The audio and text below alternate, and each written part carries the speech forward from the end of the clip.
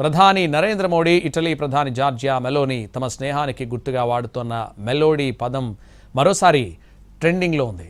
మెలోనీకి Modi melody చాక్లెట్లు ఇవ్వడమే అందుకు కారణం. ఈ ఇద్దరు నేతలు షేర్ చేసిన వీడియో వైరల్ అవుతుంది. వరుసగా రెండో రోజు పార్లే ఇండస్ట్రీస్ షేర్లు అప్పర్ సర్క్యూట్ను తాకాయి. వాస్తవంగా మెలోడీ చాక్లెట్లకు పార్లే ఇండస్ట్రీస్కు ఎలాంటి సంబంధం లేదు.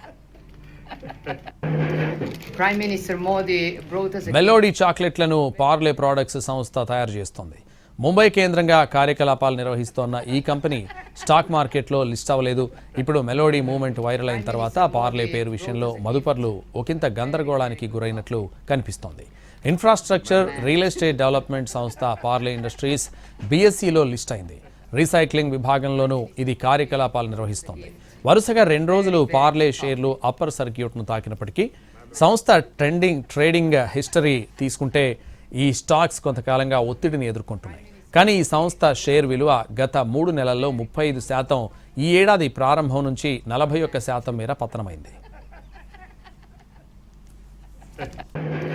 Prime Minister Modi